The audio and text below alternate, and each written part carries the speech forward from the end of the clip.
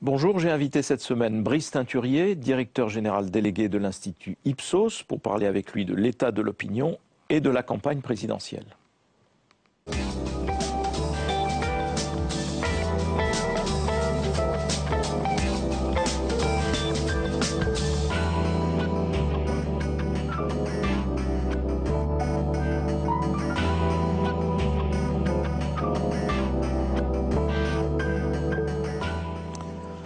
Brice Teinturier, bonjour. Merci d'être là. Vous êtes donc le directeur général délégué d'Ipsos, qui, entre autres, fait beaucoup de sondages et beaucoup de sondages politiques. Donc l'occasion est trop belle en ce début d'année pour essayer d'éclairer un petit peu notre chemin entre le moment qui est le nôtre aujourd'hui et celui de l'élection présidentielle. Exceptionnellement, on va laisser le morceau de choix pour la fin, c'est-à-dire l'élection présidentielle, parce que je voudrais auparavant vous interroger un petit peu sur les sondages et sur l'état de l'opinion, l'état de la société française tel que vous pouvez l'analyser. Sur les sondages d'abord, parce que c'est une période qui va être évidemment où les sondages vont être à foison, on va avoir du mal à s'y retrouver, et on s'interroge toujours sur les méthodes, sur les panels. Comment sont-ils constitués? Est-ce qu'ils sont vraiment représentatifs? Est-ce qu'ils sont fiables, etc. Et aussi sur la qualité que l'on peut attribuer au sondage d'intention de vote de second tour. Parce qu'au premier tour, on sait bien que vous avez l'habitude de doser les choses avec, j'allais dire, un passé électoral, avec toutes sortes de critères que vous allez peut-être nous redire. Mais le second tour, on se dit, c'est vraiment un peu la bouteille à l'encre. Qu'est-ce qu'il y a de différent entre les sondages de second tour aujourd'hui et le doigt mouillé, quoi, en gros, Brice Teinturier? Alors, d'abord, sur les sondages de premier tour, je pense qu'il faut rappeler que la méthode est quand même éprouvée. Il peut y avoir un certain nombre d'incertitudes. Les choses peuvent et vont évoluer.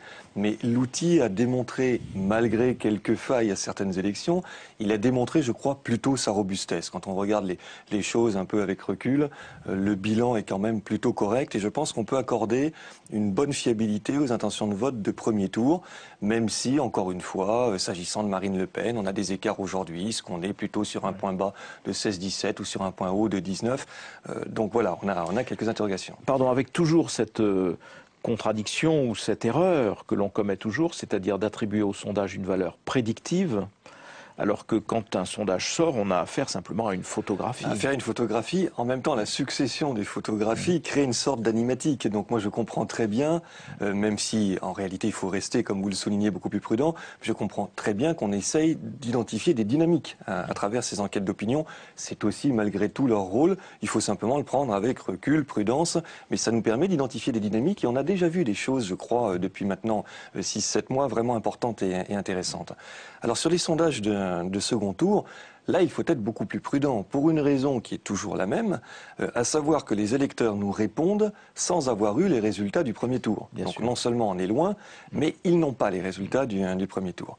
En revanche, l'intérêt de ces enquêtes, c'est que dans un choix qui est ensuite binaire et qui correspond à la situation française qu'on va trouver au second tour, cela nous indique des préférences, et puis ça a un autre intérêt qui est plus analytique, là pour le coup, que prédictif, qui est de regarder les matrices de report.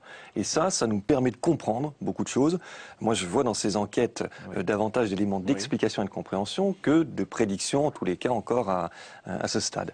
Et par exemple, voir que les électeurs du Front National se reportent mal sur Nicolas Sarkozy, beaucoup moins bien que ce qu'on avait traditionnellement pour un candidat de la droite, c'est quelque chose d'intéressant et qui d'ailleurs explique aussi en partie pourquoi ces seconds tours lui sont aujourd'hui si défavorables. Et qui va évidemment peser sur le scrutin lui-même. À charge pour vous d'avoir les bonnes grilles de lecture de ces reports, évidemment. Et c'est là qu'intervient la qualité, j'imagine, des panels que vous constituez, car un institut de sondage travaille avec des nombres limités de personnes. Tout réside dans la pertinence du choix de ces personnes. Oui. En même temps, ce que nous avons aujourd'hui, c'est beaucoup plus de techniques et de modes de recueil qu'auparavant, puisque nous pouvons réaliser des enquêtes par téléphone comme on le faisait traditionnellement, également online, et nous faisons les deux, nous comparons. Il y a des biais toujours. Moi, je ne cesse de dire que aucun mode de recueil n'est satisfaisant. Il y a des biais. L'enjeu, c'est d'arriver à les identifier et à les gérer. Mais on a plutôt une multiplicité de modes de recueil qui nous permet, je crois, d'affiner les choses, même s'il peut y avoir des écarts entre ces différents modes de recueil. Et puis, nous avons aussi considérablement augmenté les tailles d'échantillons. On ne le souligne pas assez, mais très souvent maintenant, notamment dès qu'on est en online, on est sur des échantillons de 1500 500 personnes plutôt que de 1000. Et nous avons monté, nous, avec le CEVIPOF, la Fondation Jean Jaurès, la Fondapol et le journal Le Monde, un véritable panel, c'est-à-dire un échantillon où on conserve les mêmes électeurs. On est interrogé à intervalles réguliers. Et qu'on interroge, voilà, de manière régulière. Oui. On est parti de 6000 électeurs, donc c'est une taille d'échantillon qui est quand même conséquente et on les suit. Et le gros avantage de cet outil, c'est qu'il nous permet d'identifier qui change d'intention de vote, puisque ce sont les mêmes. On peut savoir pour qui ils votaient le mois dernier, pour qui ils votent aujourd'hui. Donc qui sont les changeurs, et puis pourquoi ils changent, puisque nous les interrogeons ensuite, après les avoir identifiés, par des entretiens qualitatifs, et nous essayons de mieux comprendre du coup les motivations de changement. Donc vous le voyez, moi je cherche surtout à mettre à disposition des outils de compréhension et d'analyse au-delà du simple repérage de la course de chevaux et la dynamique. Donc on va revenir sur un peu les conclusions qu'on peut tirer à ce stade de l'analyse que vous pouvez faire de la société française, mais juste encore un mot, parce que dans ces périodes-là, on voit parfois éclore des instituts dont on découvre la dénomination comme ça, et on dit sondage fait maintenant sur Internet, avant c'était sondage par téléphone, et donc on se disait c'est peut-être un peu dangereux de faire confiance, sondage par Internet, comment là encore faire la part des bonnes enquêtes, des mauvaises? Il y a, comme pour le téléphone, comme pour le face-à-face, il y a des bons et des moins bons terrains en online. Le online, au départ, moi j'étais personnellement assez réticent il y a encore 2 ou 3 ans parce qu'on voyait beaucoup de biais. Progressivement, les choses se mettent à converger. C'est heureux, ça nous donne un mode de recueil supplémentaire qui a son intérêt aussi. Donc petit à petit, les gros biais que nous avions il y a 3-4 ans sont en train vraiment de se limiter et on apprend à les gérer. Maintenant, une fois qu'on a dit ça, la question, c'est d'avoir un bon access panel online. Oui. Et dans la façon dont vous gérez, animez, recrutez les personnes interrogées, vous pouvez avoir le meilleur, comme si ce n'est le pire, du moins le moins bon. Mais moi, j'incite toujours nos clients à soulever le capot, c'est-à-dire à nous interroger sur la façon dont on construit nos échantillons, dont on anime justement ce type d'access panel. Et là-dessus, on voit très vite les différences, ce qui est très solide, très appuyé, ou ce qui peut être un petit peu plus léger. Mais globalement, les choses, je crois que c'est ça qu'il faut retenir, convergent de plus en plus et le online commence à être véritablement un mode de recueil tout à fait intéressant et pertinent. Alors évidemment, ce qui est le plus intéressant, c'est quand on pose sur 30 ans la même question à intervalles réguliers. Alors tout le monde évidemment ne peut pas se prévaloir de ça, mais comment regardez-vous la société française aujourd'hui? Quelles sont les grandes forces qui sont à l'œuvre sur les différents critères? L'élection précédente, la société française était en attente au fond d'une réhabilitation du pouvoir de la politique sur la réalité. Est-ce que aujourd'hui on est dans la même attente ou est-ce qu'on est plutôt dans une période, j'allais dire, de base eau et de déception? Cela s'entend évidemment tous azimuts. On est dans une espérance déçue. La réactivation du volontarisme en politique en 2006-2007 avait été très forte et très bien incarnée aussi bien par Nicolas Sarkozy que Ségolène Royal et François Bayrou. On est dans un cycle, cette fois-ci, de beaucoup plus grande désespérance ou scepticisme, où après cette revendication du pouvoir de la politique, les Français ont véritablement, et je crois que c'est nouveau et que ça clôt un cycle de 30 ans, intériorisé la mondialisation et ses contraintes.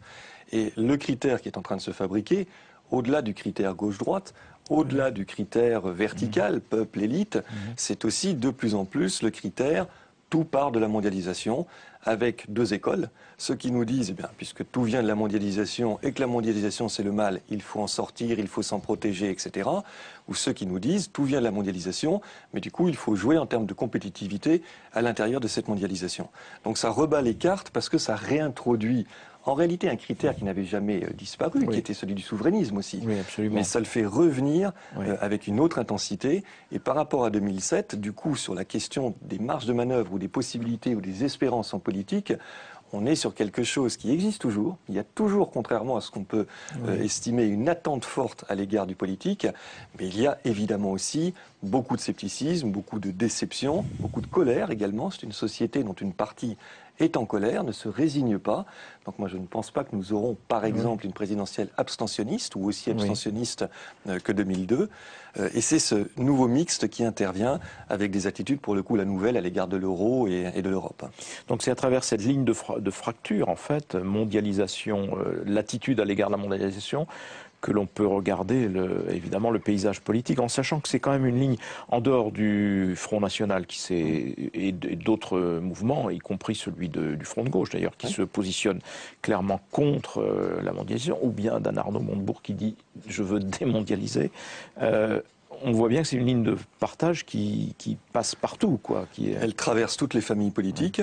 Elle a accentué surtout, et c'est peut-être ça un des phénomènes majeurs par rapport à il y a 5 ans, elle a accentué la coupure qui existait déjà, mais qui est massive aujourd'hui, entre les milieux populaires et le reste de la société. Sur la question de l'euro, de l'Europe et de la mondialisation, les ouvriers ont toujours été beaucoup plus réticents.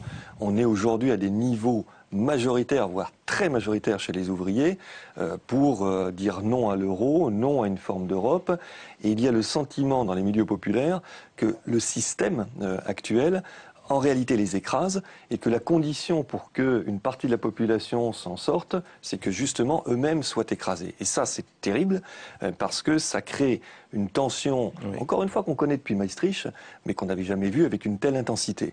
Donc un des enjeux, c'est d'arriver à recréer de la confiance et à remontrer à l'ensemble de la population, et pas simplement à telle ou telle catégorie, qu'il peut y avoir un chemin pour tout le monde. La difficulté étant qu'on n'est pas seul.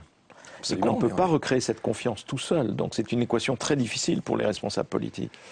Parce que s'il n'y a pas d'action concertée, s'il n'y a pas de cohérence, ne serait-ce qu'au niveau européen, on sait bien que tout seul, nos dirigeants sont quand même largement condamnés à l'impuissance. Et du coup, l'équation particulièrement difficile pour les dirigeants actuels vis-à-vis de ces milieux-là qui sont extrêmement inquiets et réticents, c'est que plus vous êtes dans les sommets internationaux, plus vous êtes dans la défense de l'euro, la défense du triple A, la défense, etc., et plus vous donnez le sentiment à cette France d'en bas, à ces milieux notamment populaires, que vous êtes loin d'eux, que vous êtes un candidat d'en haut qui est là pour sauver un système dont eux ont le sentiment qu'il les écrase.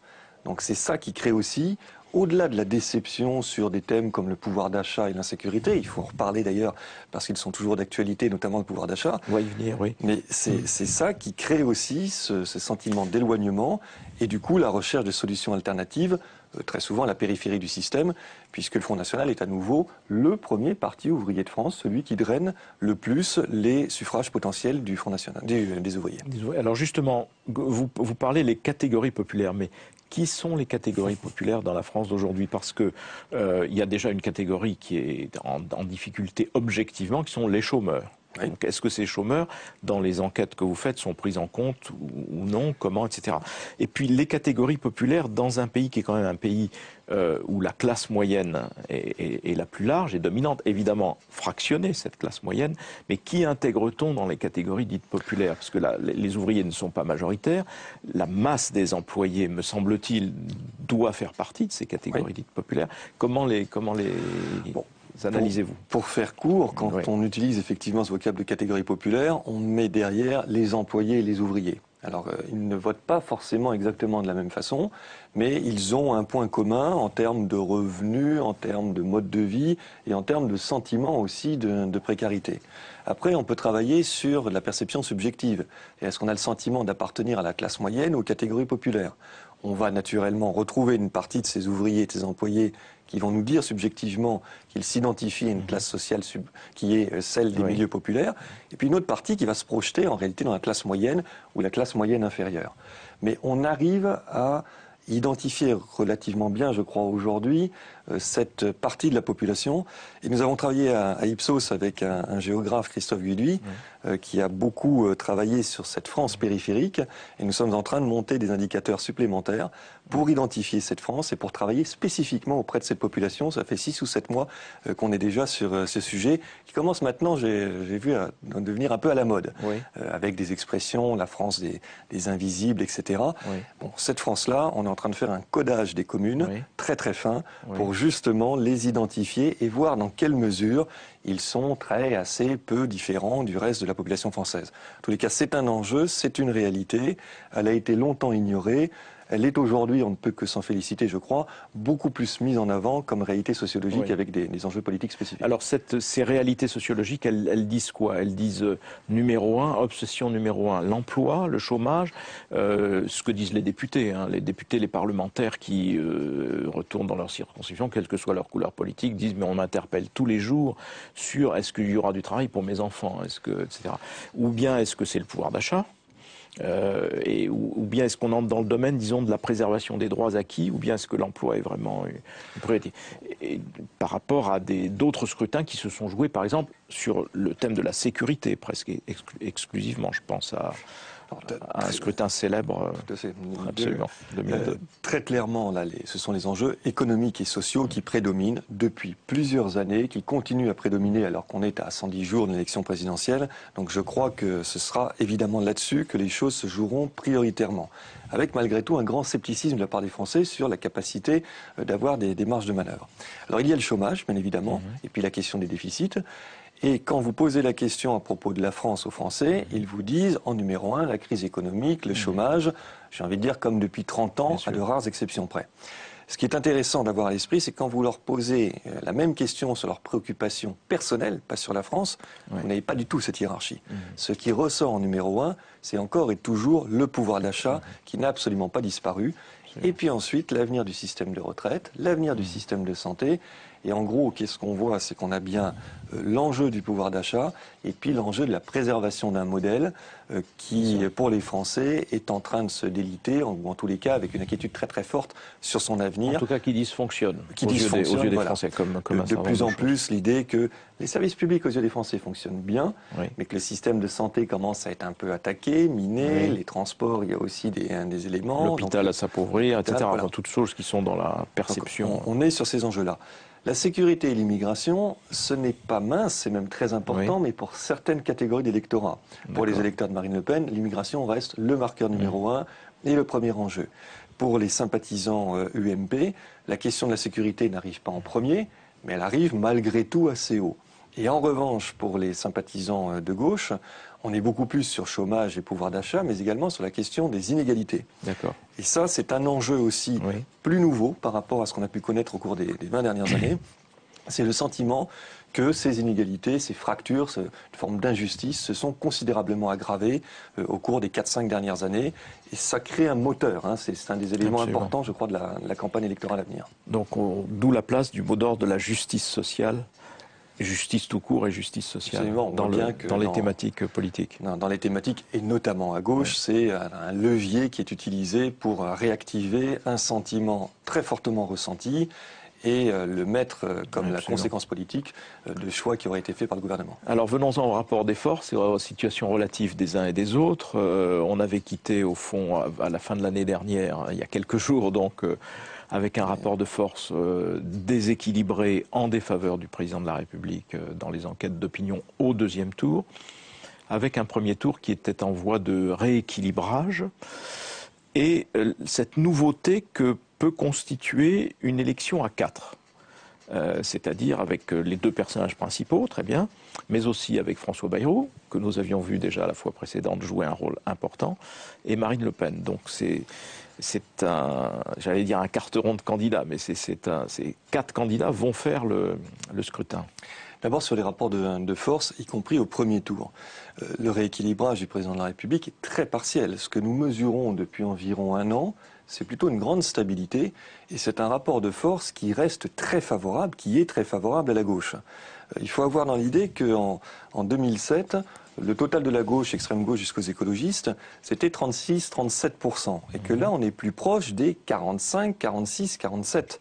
Donc on est sur un bloc de gauche qui est beaucoup plus puissant, qui confirme les élections intermédiaires et qui explique aussi, au-delà des matrices de report, les seconds tours si favorables à la gauche, puisque la dynamique, je veux bien, mais l'arithmétique, ça pèse. Et l'arithmétique, elle est très en faveur aujourd'hui de la gauche. Alors la spécificité, vous l'avez souligné, c'est qu'effectivement, traditionnellement, on en a 2 ou 3. Oui, maximum. Voilà. Et la question, c'est un peu de savoir la sélection, le troisième. Là, on a eu très tôt, beaucoup plus tôt qu'auparavant, trois candidats qui se sont affirmés, Nicolas Sarkozy, François Hollande depuis la désignation des primaires, et puis Marine Le Pen. Et nous avons à nouveau un début de montée en puissance de François Bayrou avec une interrogation, jusqu'où peut-il monter? Est-ce que cela peut perturber ce système qui aujourd'hui est assez stable? Parce qu'on a beaucoup glosé sur la baisse de François Hollande. En réalité, elle est quand même assez limitée, cette baisse. La remontée de Nicolas Sarkozy est assez limitée aussi. Donc la véritable question, à mon avis... Le vrai phénomène, c'est la montée de Bayrou. C'est l'installation de François Bayrou d'entrée de jeu à un assez haut niveau. Aujourd'hui, un assez haut niveau qu'on est entre 10 et 14%, suivant les enquêtes. Oui. Mais l'interrogation, effectivement, qu'on peut avoir, que moi j'ai en tout cas, c'est de savoir si, d'une part, Marine Le Pen peut encore progresser avec notamment davantage de visibilité médiatique, et éventuellement talonner Nicolas Sarkozy, alors que celui-ci a accentué son avance sur elle par rapport à il y a 6 ou 7 mois. Première interrogation. Et puis, seconde interrogation, est-ce que François Bayrou peut perturber le jeu? Puisque s'il prend 5, 6, 7 points, il les prendra bien sur certains candidats. Donc, est-ce que cela peut modifier des rapports de force qui, jusqu'à maintenant, c'est ça aussi qui est très frappant, sont très installés? Il faut avoir en tête qu'une campagne électorale, on a un modèle qui est le modèle de 94 et qui tend à dire tout se joue dans les 2 derniers mois. Mais il y a un autre modèle, et je pense qu'on est peut-être plus dans cet autre modèle, qui est les choses se jouent très longtemps à l'avance. Et la campagne, naturellement, fait bouger les lignes, mais il y a des lignes de force aussi qui se sont installées très longtemps à l'avance. Et jusqu'à maintenant, c'est un peu ce qu'on a constaté. On ne sait pas comment les Français trancheront cette question, parce qu'en même temps, l'argument consiste toujours à dire celui qui est en tête, vous savez, ça devient presque un dicton. Celui qui est en tête en novembre ou en décembre ne gagne jamais au mois de mai. Mais c'est faux. C'est vrai que certaines fois, le candidat qui était en tête en novembre ne l'a pas emporté. Mais qui était principalement en tête durant toute la séquence de 2006-2007? Nicolas Sarkozy. Un an avant, les premiers et les seconds tours aussi, donnaient Nicolas Sarkozy gagnant. Il y a eu une brève période, il y a eu 3 semaines, juste après la désignation de Ségolène Royal. Oui, il y a eu un mouvement, classique favorable à Ségolène Royal. Sinon, Nicolas Sarkozy a fait la course en tête, les sondages l'ont mesuré, et c'est bien lui qui a gagné. Alors qu'il entretient un peu la légende inverse, mais enfin bon, ça c'est le jeu. Sur François Bayrou, la grande question qu'on peut se poser en regardant le paysage français aujourd'hui, c'est de savoir qui de l'électorat de Marine Le Pen, admettons que l'ordre soit conservé, c'est-à-dire Sarkozy ou Hollande, puis numéro 3 et 4, François Bayrou et Marine Le Pen. Qui de Marine Le Pen ou de François Bayrou sera en situation, à travers son propre électorat, d'arbitrer? J'ai envie de vous dire les deux en général, parce que pour le coup, là, les éléments sont importants, et j'en reviens à ces matrices qui nous disent des choses intéressantes. Pour Marine Le Pen, l'électorat de Marine Le Pen au second tour aujourd'hui, il se reporterait potentiellement à un peu plus de 20% sur François Hollande, ce qui est assez classique, c'était ce que Pascal Perrineau avait appelé le gaucho-lépénisme. Et en revanche, ce qui est beaucoup moins classique, à peine 40%, plutôt moins, pour Nicolas Sarkozy. Alors qu'un candidat de droite traditionnel obtenait 50% de report et que Nicolas Sarkozy avait tangenté les 70% de report de voix du Front National en 2007. Ce qui signifie qu'il y en a une part importante, qui est plus importante que d'habitude, qui au lieu d'aller sur le candidat de la droite, va dans l'abstention, dans ni l'un ni l'autre. Alors peut-être que Nicolas Sarkozy, je le crois, pourra récupérer un peu justement de ses électeurs. Mais malgré tout, on voit bien qu'il y a là une clé pour lui qui est importante. Si ces matrices ne s'améliorent pas substantiellement, ça restera ce qu'on mesure peu ou prou aujourd'hui. Et puis l'électorat de François Bayrou, aujourd'hui, il est également plus favorable à François Hollande qu'à Nicolas Sarkozy. Donc les deux constituent la difficulté du chef de l'État, c'est que, y compris chez François Bayrou, on a un tropisme qui va davantage chez François Hollande.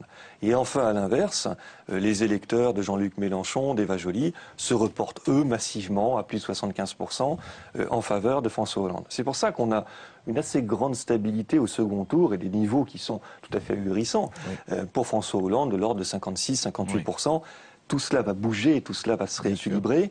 De là à dire que ça va s'inverser, c'est justement le match du mois de janvier beaucoup, et peut-être aussi de février et de mars. Parce qu'on voit bien que la tactique de François Bayrou est d'attaquer principalement François Hollande pour provoquer au fond un reflux d'électorat socialiste modéré vers lui, et donc peut-être d'arriver à mieux se placer encore. Ce qui s'est produit en 2007, avec une baisse de Ségolène Royal qui justement a nourri la montée en puissance de François Bayrou et son passage au-delà de la zone des 12%. Alors peut-il le refaire aujourd'hui, c'est toute la question. A priori, c'est plus difficile aujourd'hui qu'hier. Je dis bien a priori, après on verra, et c'est le talent des acteurs et de la campagne. Mais c'est plus difficile parce que il incarne moins le renouvellement qu'auparavant, que les thématiques sur lesquelles il avait été précurseur, objectivement, la question des déficits, elles sont là, mais tout le monde maintenant les prend, donc il y a une sorte de banalisation de cela, et puis que la question justement des alliances reste toujours la même. Mais encore une fois, là-dessus, il faut être prudent parce que la campagne peut faire bouger les choses. Et alors, dernier point, on a un premier tour en France qui est un premier tour qui emporte, à mon avis, des conséquences dévastatrices, mais enfin ça c'est un autre sujet, mais où il y a pléthore de candidats. On parle moins aujourd'hui de ces petits candidats, mais in fine, mis bout à bout, ça fait quand même beaucoup de monde. Ça fait beaucoup de monde, mais en même temps, ils ne sont pas à un niveau extrêmement élevé. Il y a deux choses, je crois, effectivement, à remarquer. On a souvent dit que plus l'offre était large et plus ça favorisait la mobilisation, puisque chacun pouvait trouver l'expression ou l'incarnation de sa propre sensibilité. C'est faux. En 2002, on a eu un record de candidatures, 16 candidats, et on a eu un record d'abstention. Donc il n'y a pas de lien mécanique entre les deux. Et puis le deuxième point, c'est que en 2007, on nous avait annoncé aussi, beaucoup, la montée en puissance des petits, entre guillemets, candidats. En réalité, ils ont eu des scores terribles de l'ordre de moins de 2%. Alors je ne crois pas qu'on sera dans le système de 2007. Donc c'est petits candidats sont à des niveaux d'abord supérieurs, plutôt 5-6% pour Eva Joly, 7% pour Jean-Luc Mélenchon. Les autres, Dominique de Villepin, si les candidats effectivement plafonnent plutôt en dessous de la barre des 2%. Mais c'est un problème paradoxal pour la gauche d'ailleurs, parce que au plus ces petits candidats de gauche, entre guillemets, donc Mélenchon, Eva Joly seront faibles, moins il y aura de voix disponibles pour François Hollande au deuxième tour. Et donc, paradoxalement, alors que trop de petits candidats de gauche font le désastre de 2002. Tout à fait. Mais justement, le désastre de 2002, d'abord, est toujours très présent dans l'électorat de gauche. Ça, c'est très frappant dans nos panels quand on les interroge ensuite en quali. On voit qu'il y a toujours des raisonnements autour de ce 21 avril 2002 et que ça peut recréer et reconstituer un vote utile. Mais je crois que les circonstances aussi font que, pour les Français, le vote, malgré tout, doit exprimer quelque chose de fort et que l'utilité du vote reste un élément déterminant. Et à mon avis, ça rend la tâche des petits candidats beaucoup plus difficile. Alors il peut y avoir une expression de contestation du système très forte, et du coup, un Jean-Luc Mélenchon, une Marine Le Pen, bien évidemment, ne font pas des petits scores. Mais quand on voit les autres qui peinent à 1% et plus, je pense qu'ils n'arriveront que très difficilement à véritablement émerger, parce que l'espace est déjà occupé, et parce que la situation aussi appelle des candidats crédibles. On était en 2007 dans une demande de renouvellement, de crédibilité aussi, mais de renouvellement. Nous sommes aujourd'hui principalement dans une demande de crédibilité par rapport à la gestion de la crise. Bien sûr. Donc une crise dominante, une opinion quand même très fragilisée. Inquiète, fragilisée, fracturée. Et un rapport de force malgré tout stable pour le moment. Stable, favorable à la gauche, comme on ne l'a jamais vu avec un président sortant en termes d'impopularité. La photographie de ce début d'année. Mais c'est le début. Avec vous, Brice Teinturier. Donc premier sondage Ipsos dans 10 jours, le 17 janvier, et ensuite une montée en puissance avec les enquêtes 2 fois par mois et nos partenaires France Télévisions, du Monde et de Radio France. Merci donc Brice Teinturier, directeur général délégué d'Ipsos. Et si vous souhaitez retrouver les propos de Brice Teinturier, rendez-vous évidemment à tout moment sur publicsénat.fr.